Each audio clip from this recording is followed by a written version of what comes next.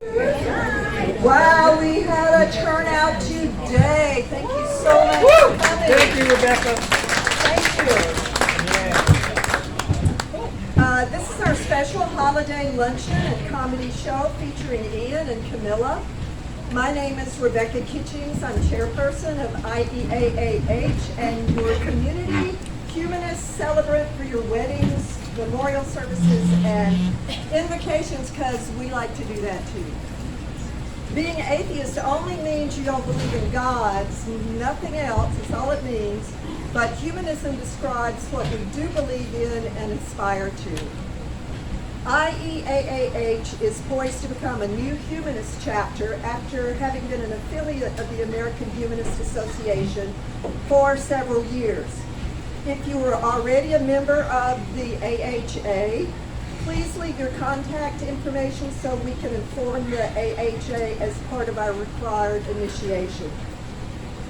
As humanists, we understand that our actions, no matter how small, have the power to create positive change.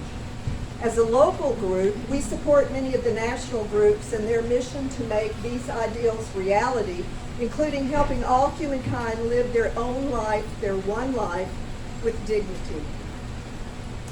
We're also closely aligned with many of the Southern California groups, and some of those groups are represented here today. Kevin Bowling, National Executive Director of Secular Students Alliance, was supposed to be here, and I don't think he was able to make it. Megan Pike of Camp Omni was supposed to make it. I don't think she made it. Secular Student Alliance helps young people find a sense of belonging on school campuses. We help with other Southern California groups to fund a scholarship for them, as well as sponsor someone to go to their national convention. Camp Omni is a secular summer overnight camp for kids focused on science and reason. Everything that regular camp has, then the smart stuff. You can volunteer to help them. Bruce Gleason, founder of Orange County Backyard Skeptics. Bruce, please stand.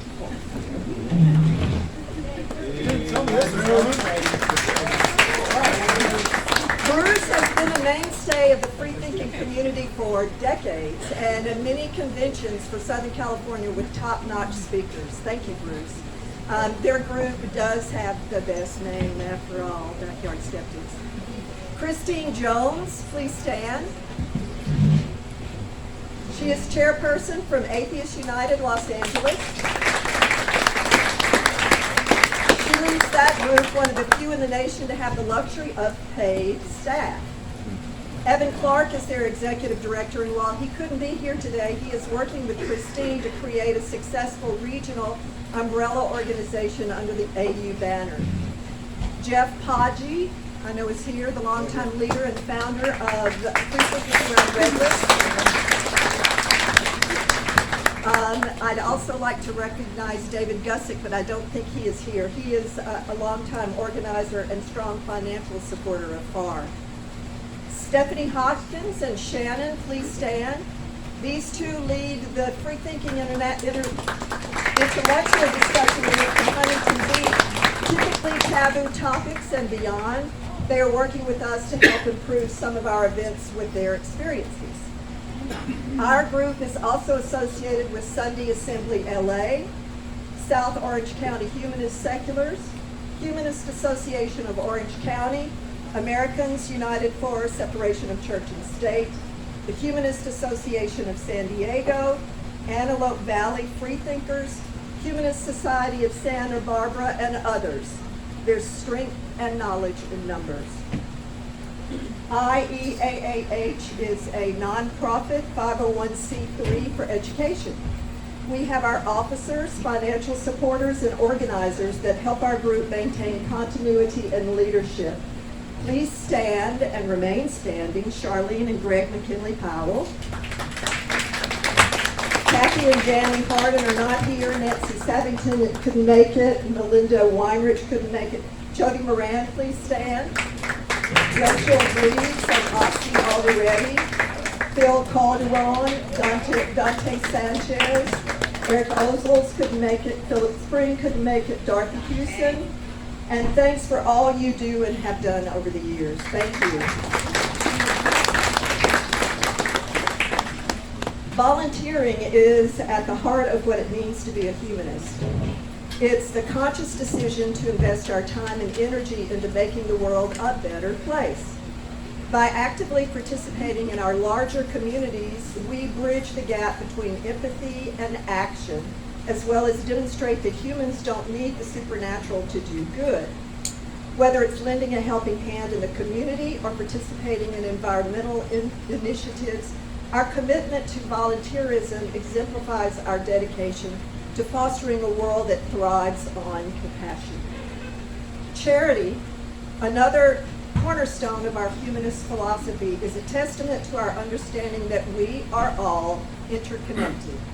It's not merely about monetary donations, but extends to the generosity of spirit. Our commitment to charitable acts reinforces the idea that everyone deserves a chance at a dignified life. Through our collective efforts, we stand united in the belief that compassion is a force capable of breaking down barriers and building bridges of understanding.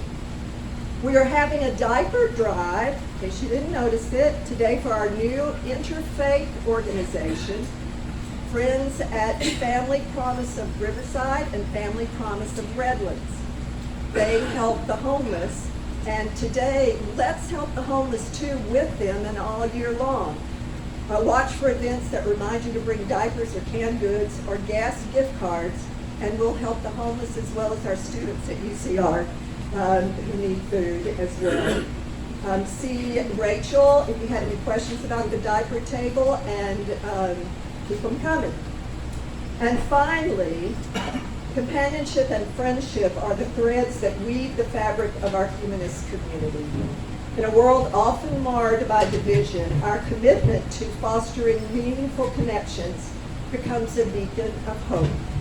The friendships we cultivate within our community remind us of our shared values and inspire us to push for a more inclusive and harmonious world, and gives us better health and happiness in the process. Scientifically proven, by the way. Today is your day to make a new friend and invite someone to coffee. Would you like to organize an event for our community? See me. Do you have a talent to lend? See me.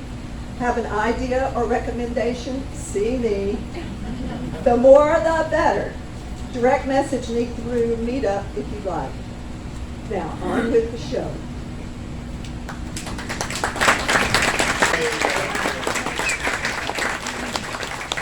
Many of you know our next comedian. He is an avid supporter of and activist for skepticism and atheism. He has 2 one-hour specials, comedy specials, Critical and Thinking and Extraordinary. Both are currently available on Amazon Prime or his YouTube channel. Please welcome Ian Harris.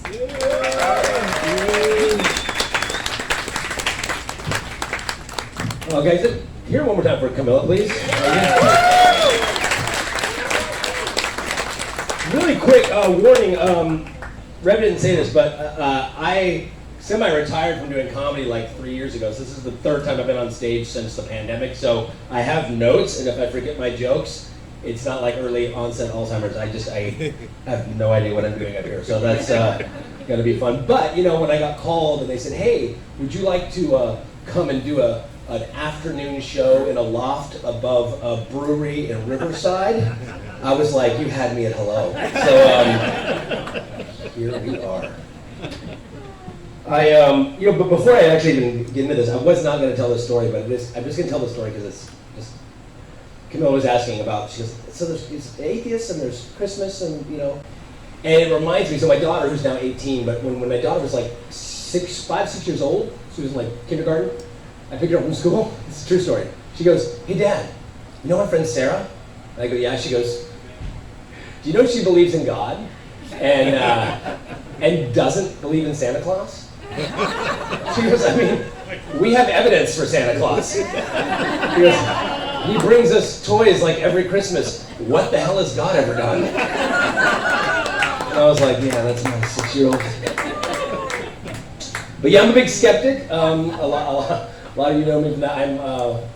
But I think it's my nature because I'm also just argumentative. I'm just that guy. Like, if you say something to me, I have to like find the hole in it. Like, because I'm a jerk or something. I'm not sure exactly what it is. But the thing about being a skeptic is that, and being somebody who's argumentative, is that I realize that maybe it's me and maybe it's just that people say, "You good over here? Am I talking too loud? Do I need to move?" Away from the. All right, there we go. No, people just say dumb shit to me all the time, like constantly. I don't know if that's me or what, but people just, I'm like a magnet for stupid things. Like the other day, my friend comes up to me and he goes, "Hey man, check it out, dude. I'm about to become a father." So naturally, I said, "Oh, well, congratulations." And he was like, "Whoa, hold up. It was an accident." I said, "All right, well, sometimes condoms break." And he goes, No, I wasn't wearing a condom." All right, well, the pills, what, 98% effective? I guess you were part of that 2% that, slipped through the crack? No pun intended, by the way. And he goes, "No, she wasn't on the pill." And I'm like, "Dude, this day and age, and you're using the rhythm method, right?" And he goes, "What is the rhythm method?" And I was like, "All right, why don't you just tell me what happened, and then we can kind of get to the bottom of this story." And he goes, "Well, my girl and I hadn't been out in a long time, so we went to dinner. We had a bottle of wine, we got a little tipsy, we ended up at a bar. We had a few more drinks, we got pretty messed up. We ended up at a nightclub. We were out till like 2, 3 in the morning, we were partying, we were drinking, we got way fucked up, went back to my house, we had sex, and I guess I didn't pull out quick enough." I'm like, "Wow, your accidental pregnancy sounds identical to my wife and I's intended pregnancy." Right? Like, if I hear accidental pregnancy, I'm expecting a story. How did this accidental pregnancy occur?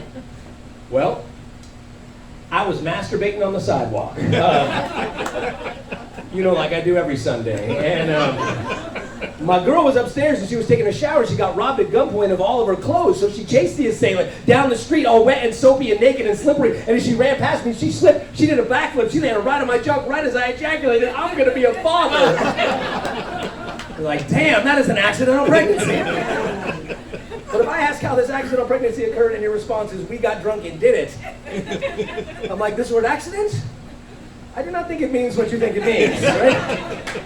Like, you realize that penis plus vagina equals baby, right? Like that's the mathematical formula for a baby. If you had a Betty Crocker cookbook on how to make a baby, it would say 1 part penis, 1 part vagina, mix well, right? That's what it would say. Alcohol to taste, maybe, right? Like you might as well have said to me, "Hey man, last night I accidentally baked a cake."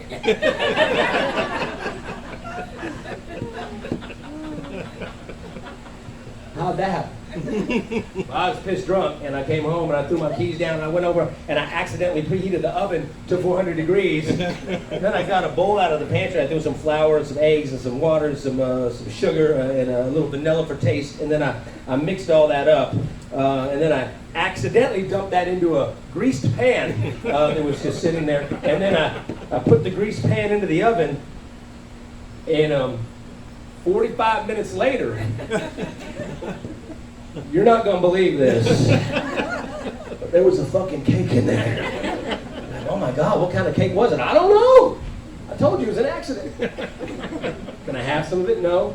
I accidentally ate it. If I accidentally gained weight, no, it might be purposely pills. I'm just saying, like, you can't take that show to like a daytime talk show. You couldn't take it to a Springer or a Maury Povich or a Wendy. You couldn't take it, right? "Look, Maury, that ain't my goddamn cake. I don't know how to bake no goddamn cake. I ain't got no recipe for no goddamn cake. I've never even made cookies, Maury, and that ain't my goddamn cake." Because it's Maury Povich. He'd be like, "Well, we've got the results right here." Ian Harris, you are the baker of this cake. Oh, bullshit, Maury. Cake don't even fucking look like me, man. Got chocolate frosting on it. This is bullshit. People say dumb shit all to me all the time. My friend said to me, he goes, "Man, here's some rules, dude." He goes, here's one, whatever you believe, you can believe whatever you want, but here's something, some advice I'm gonna give you, dog. You gotta live every day like it's your last. Is that a good idea? Anybody here ever polled a group of their friends to find out what they would do if it was their last day on Earth? I have. The answers are frightening, okay? I'm like, "Dude, last day on Earth, what do you do?" It's like, heroin? I'm like, no, that's not what I meant. I meant, he goes, you mean like kill myself, like jump out of an airplane with no parachute and go out cool like? I'm like, no. I meant something like awe-inspiring and uplifting for humanity. He's like, oh, go to Brazil and nail hookers. I'm like, all right, you're not getting this.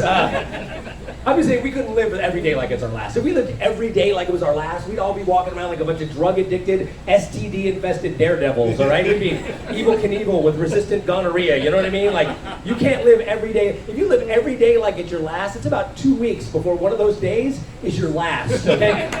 We have a name for people who live every day like it's their last. That name is Charlie Sheen, okay? That's how you die doing what you love. Contrary to popular belief, you do not want to die doing what you love, right? You just don't.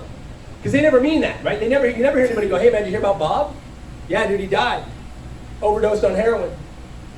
But at least he died doing what he loved, right? That guy loved heroin. I never met anybody who loved anything like that. No, they always mean some extreme sport. You ever notice that? It's always like big wave surfing or rock climbing or something, right? It's like, you hear about Bob? Yeah, man, he was surfing 50-foot Mavericks, dude. He bailed, he never came up. But at least he died doing what he loved. And of course, me, I'm always like, drowning? He loved drowning. What a dick. Stupid ass thing to love.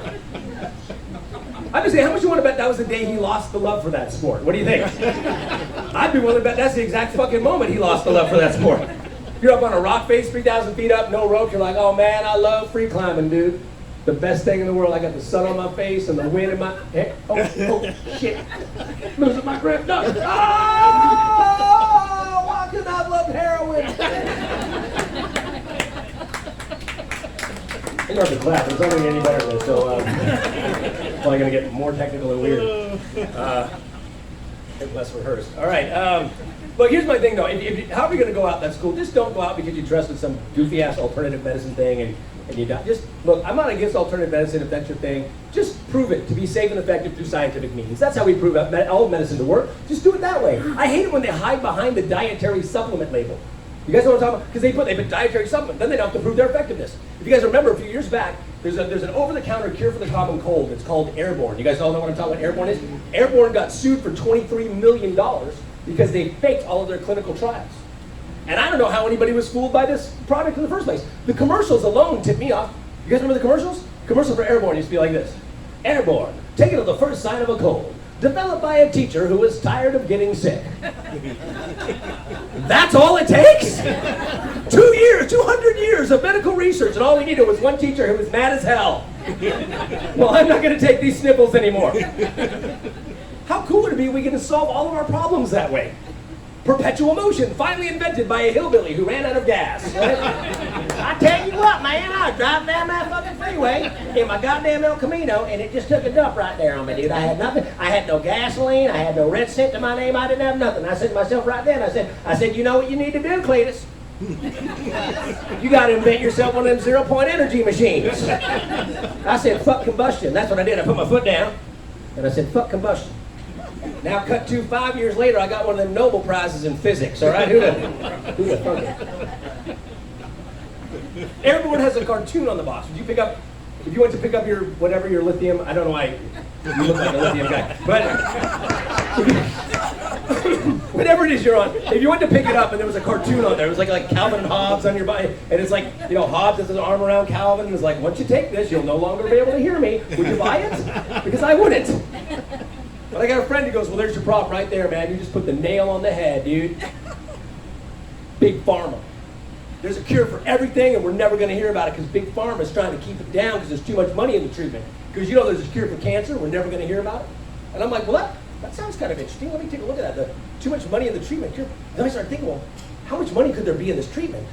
Because the cancer industry is huge. Just worldwide, there's millions of people. You've got oncologists and other doctors, you have professors and scientists, and you have colleges and nonprofit organizations worldwide working on a cure for cancer.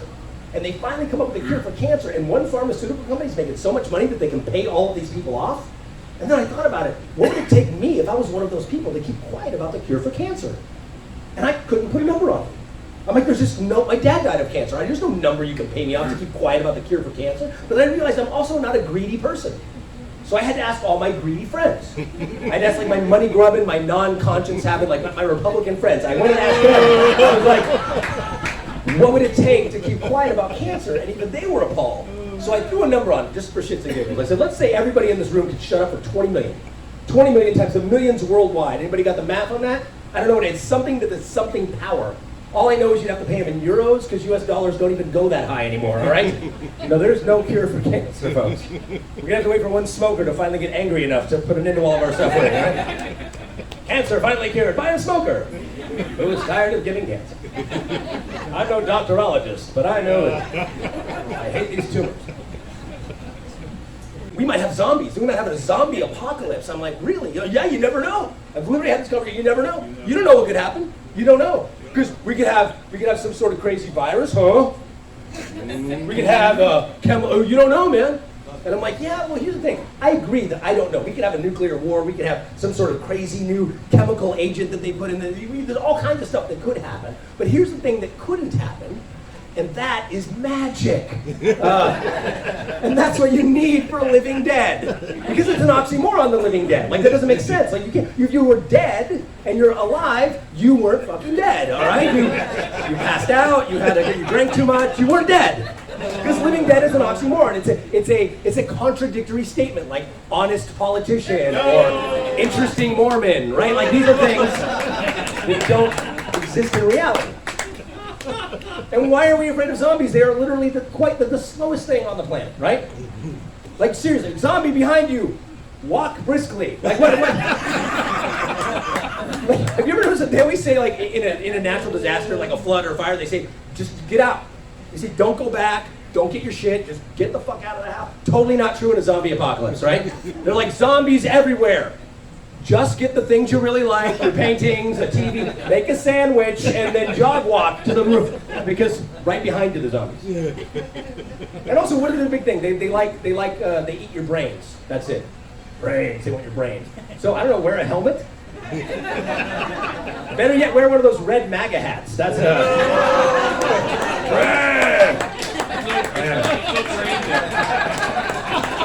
of us. One of us. We have literal Nazis running around right now. I remember since like 2016, 2017. Nazis. They're back. Crazy. Nazi signal. Remember the tiki torch people? The good people on both sides that were out there? Bunch of hill. Crack me up though, like on some level, because just like these hill. Not all of them were hillbillies, but the ones that were.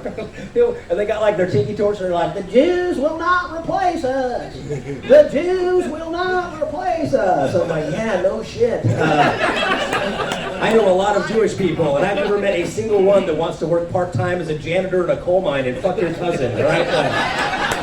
You are right, sir. The Jews will not replace you. You know what will replace you? A machine. In both cases, by the way. Why they're so obsessed with replacement? That's weird.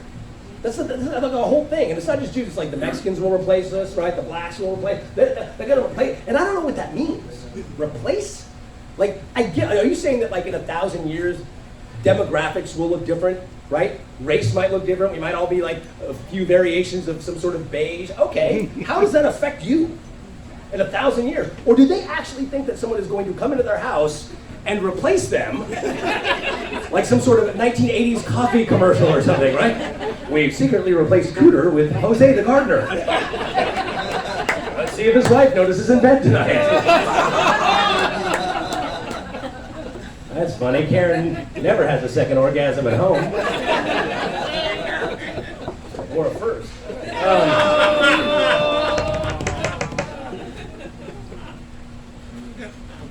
I just don't get like the people that deny science though. It kills me. Like we still have what is this? Like 98% of the world's climate scientists agree. 98% of the world's climate scientists agree that climate change is real and the majority of it is man-caused. That's not a political thing. It's the world. The experts in the world on that subject agree. But the majority of Republican politicians in the Senate, House, they don't buy it. What do they tell you? They say, well, science isn't in yet. We got to wait for the science. We got to make sure the science is correct. The science is not settled. Meanwhile, every year, record temperatures, the polar ice caps are gone, we got the sea levels rising, we have crazy storms, like crazy weather patterns like we've never seen before. In the last 5 years, we've had more F5 tornadoes go through Tornado Alley than any time in history. And according to Republicans, that's not caused by climate change. That's caused by gay people fucking. That's literally what they say. So just so you guys have the science down.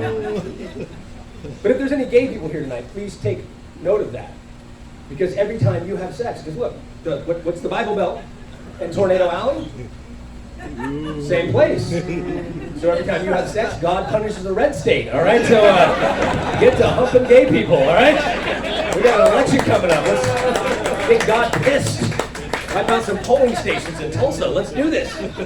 We can work together, gay people. Come on. Like, take one for the team and all. Have an orgy, take two for the team. I don't care. It's not my business. Get it going. Have you ever noticed when they go through, have you ever noticed like a tornado goes through like one of those small towns and it wipes out like an entire trailer park? Or a whole town? They'll wipe everything out and there'll be one trailer standing? And they always interview that guy, right? And this is every interview. He's like, oh man, it was crazy in here, man. Last night a tornado came through here and just wiped everything out, man. Killed most of my neighbors. The ones that are alive, they got nothing left. They're just decimated. The whole area is just decimated. Everyone's dead or got nothing and left me standing. God is good.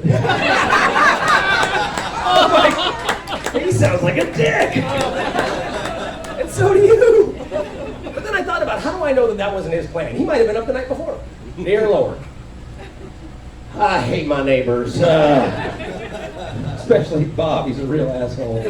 And I got a new kid. I don't know, a dog. I need a bigger backyard. If you could just, and a side yard to be nice. If you could just see to it tonight that you could send a tornado down here and just kind of wipe everybody out and just kind of leave me by myself, that would be amazing. Amen. P.S. Have you heard about the gay people fucking? I just want to make sure. I'm not telling you how to do your job, but they're doing their thing.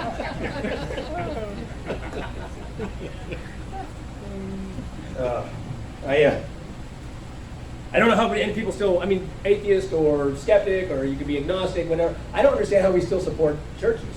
Like the Catholic Church especially. Like, I don't want to get too graphic here, but we all know about all the crazy stuff that's happening from burying native kids up in Canada, like all the molestation. And like the one that kills me to this day was a story I read about several years ago where there was a priest, I think he was an archbishop, and he got busted because on his computer he had 85,000 images and videos of underage children on his computer. 85,000. Now look, I've been on the internet pretty much since Al Gore invented it, okay? And I have not ever once even seen a piece of child pornography. I don't even know anybody, I've never even met anybody who's seen child pornography. And this guy had 85,000? My friend points out to me, he goes, well, dude, that's because you don't spend any time on the dark web. Yeah. I didn't even know there was such a thing as the dark web. How is it that every 90-year-old priest has a login and a password? That's what I want to know. It's like, Staff of God 47. Password, kneel before me.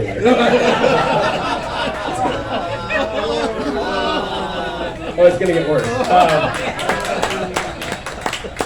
No, because think about I know people think I'm full of shit. I really go around and talk to people. I love going around and talking to people, different religions, like priests, pastors, like whatever, anybody. Like I like to talk to them. What do you believe? What do you think about the age of the universe? What do you think about evolution? And have these conversations. And when I talk to these guys, they act like they've never heard of Google.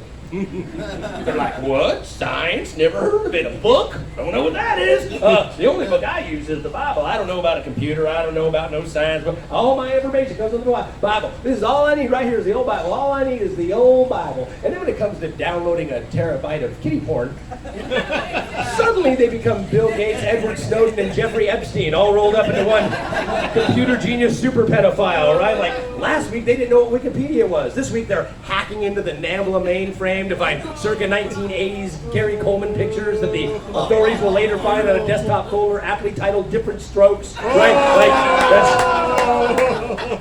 that was the best written joke in my act, by the way.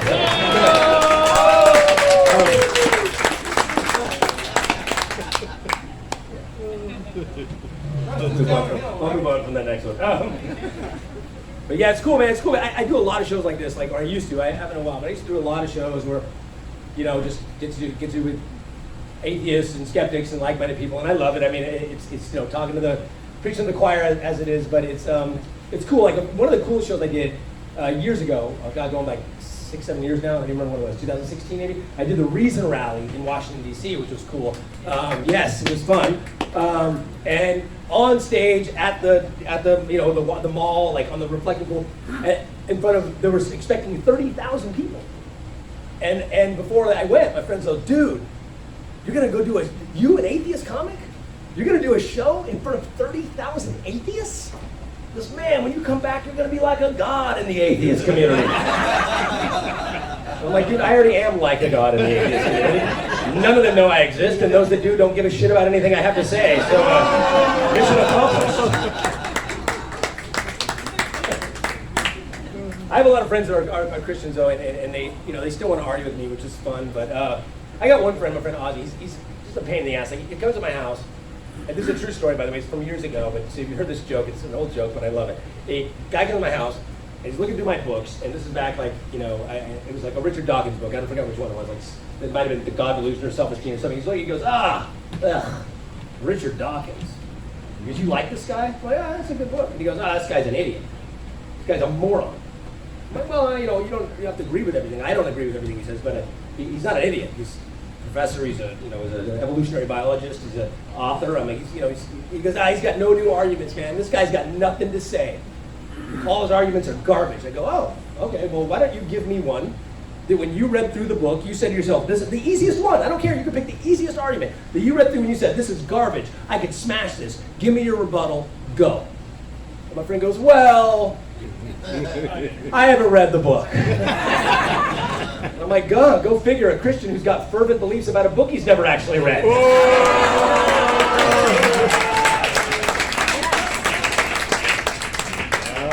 People think I'm mean, by the way, to Christians, and I'm like, I'm not trying to be. I really think the world would be. This is honest to truth, nothing true. I think the world would be a much better place if more Christians were more Christ-like. I think we can. Most people will agree to that. The world would be a much better place, right? If more Christians were more Christ-like. And by that, of course, I mean imaginary. But that's why people think I'm a dick. My friend said to me, he goes, man, you know the problem with you atheists? The problem with you atheists is you are willfully ignorant. I said, you know the problem with you theists? You don't understand ironic statements.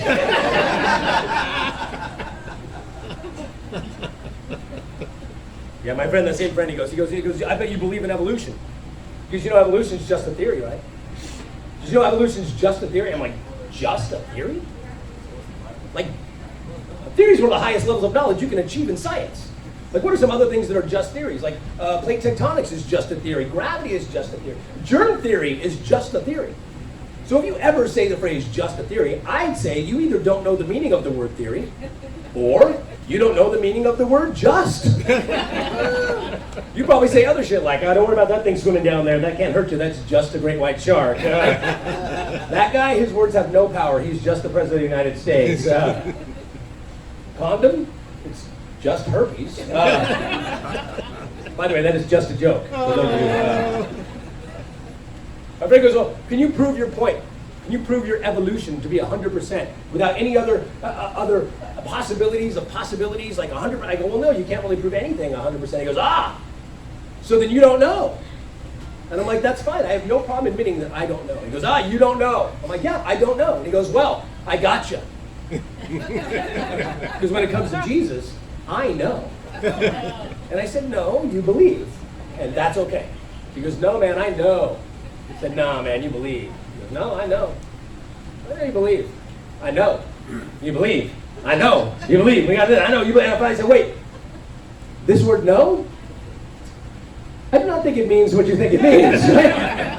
Like, how can I explain this to you so that you'll understand it? Here you go. I can't say that I know you're an idiot. That is just a theory.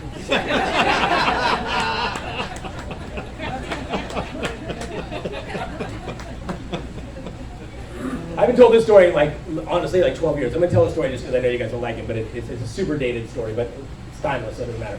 Because I mentioned my daughter earlier when she was 5 or 6. My daughter's 18 now, and she is. But when I did my first comedy special it's called Critical and Thinking, and she was probably 6 years old, and I was trying to write a bit about the insanity of original sin, the concept in the Bible of original sin, of Christianity, whatever, right?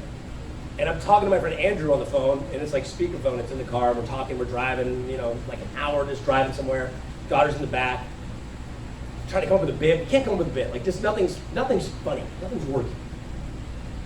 I hang up the phone, and my daughter goes, "Hey Dad, what are you talking about? What's original sin?" And I was like, well, it's going to be hard to explain it to you because you don't know anything about the Bible. You've never been subjected to any of the characters. It's not going to make any sense. And she goes, well, can you give me an analogy? And I said, since you're 6 and you said analogy, yes. And I said, okay, you know how Dad always says, don't put your fingers in your food when you eat? She goes, yeah. I said, okay, let's pretend that Dad is God, which is easy to do when you're 6. And I go, let's say, I say, Bella, next time you put your fingers in your food, what I'm going to do is I'm going to punish everybody all around the world. And then a couple weeks go by and we're eating and you put your fingers in your food. I'm like, I told you not to do that. Now I got to punch people in the face. So I walk around the world, I just start punching people in the face. And I'm punching people, everybody I see, bam, I'm punching them in the face. I'm punching, and they're like, ow, why are you punching me in the face? I'm like, I'm punching you in the face because she put her fingers in her food. That is called justice. And I'm punching people in the face. And I'm punching people, and after a couple of thousand years, or a few million, depending on whose book you read, I say to myself, I might be being a tad bit irrational.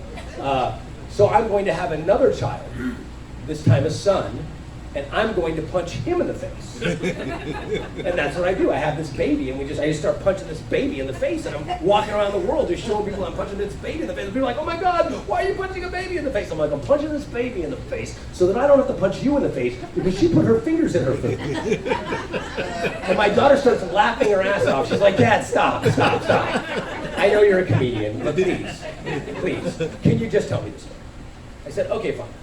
God creates these two people, Adam and Eve, and he puts them in this garden, and he says that he goes, do not eat this fruit from this. It's a tree of knowledge, and he goes, I cannot have you thinking or learning because that would be very detrimental to my career. So do not eat the fruit from the tree of knowledge. And a little while goes by, and a talking snake comes along, and he says, nah, don't listen to that asshole. Just go ahead and eat the fruit. It's totally fine. So Eve eats the fruit. And God goes, what are you doing?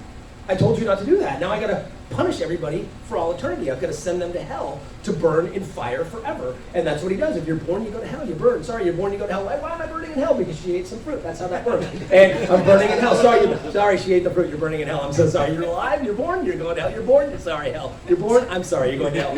And then after a couple of thousand years, or a few million, depending on whose book you read, God says to himself, I might be being a tad bit irrational. So I'm going to have another child, a son, and I'm going to murder him. So that you don't have to go to hell because this chick ate some fruit. And at that point, my daughter gets really angry at me. She goes, Daddy, stop it. This isn't funny, okay? Could you just knock it off? This makes no sense. Could you just tell me the real story? And I looked at her and I said, baby girl, that is the appropriate response. I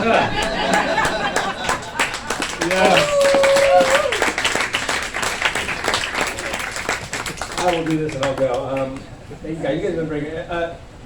Merry, happy solstice or whatever you guys celebrate. Christmas, Yuletide, whatever, Festivus for the rest of us. I didn't bring my Festivus bowl. But yeah, man, I'm big into, at least, I love science. I'm all working in the entertainment industry. I write, work on film and TV and all sorts of stuff. And I always want to see science and atheism represented well in TV, and it doesn't happen. They try. I like documentaries. I love the forensic file. I love those. But I hate the television shows, the narrative television shows where they try to put in science. And the biggest ones I'm talking about are the CSIs, the cop ones. CSIs, SVU, Bones. Here's why I don't like them. Because they have to explain the science to we, the morons, watching the show. So what they do is they explain the science to the people in the show with them. So it comes off as really bad dialogue. It's just all exposition, right? Because every show looks like this. Two forensic detectives, they walk into a crime scene and they go, looks like the murderer covered his tracks pretty good. Painted the walls, shampooed the carpets. This is luminol. Luminol bonds to the proteins in blood. I'm going to spray this luminol around the room. Then I'm going to turn on a black light. That black light will expose all of the blood stains, and we will expose this crime scene. I was on the other one to be like, yeah, I know. I'm your fucking partner. We've been working together 20 years. Like, you don't remember cheating off me in pathology class in college? You don't remember this, asshole? How about you spare me the lecture on luminol, dick? And they're dumbing it down. I swear to you this happened. This guy walks into a crime scene, and he gets his pencil and whatever, he picks up and he goes, it's a 38 shell casing. You know, if the assailant wasn't wearing gloves, he might have left his fingerprints on this. If we send this back to the lab, and those fingerprints match any known fingerprints in our system, we've got our shooter. It's like, whoa, slow down, Columbo. Let me grab a pen, all right? Are you telling me that our fingers leave distinct prints? That sounds like voodoo. I'm just saying we don't talk like that in real life. We just don't. Like, if we talk like that in real life, mundane, normal stuff would sound totally different, right? You're about to have sex with your girlfriend, you'd walk in the room like this. Look, I need you to get naked. I want you to get up on the bed. I'm going to put on one of these. It's known as a condom. It acts as a latex barrier between my sperm and your egg. You see, what I do is I put this condom over my penis, and then I insert my penis into your vagina. Then I move my hips back and forth in a rhythmic fashion. If I can do this long enough, at the right tempo, it may result in a euphoric sense for both of us. Eventually, ending in what is known as an orgasm. Now granted, if I didn't have to wear this condom, that euphoric sense would be greatly heightened. However, the impending orgasm may result in an accidental pregnancy. Thank you guys very much.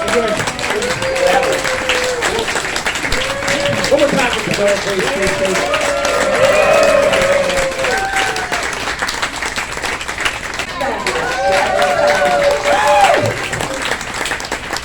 Very much. Thanks for coming today, everybody. Don't forget to drop some PayPal in the tip jar for our fine comedians and other causes. Whatever you want to spend it on is fine with me. Please make your way downstairs with your new and old friends and continue to enjoy Thompson's Brewing House.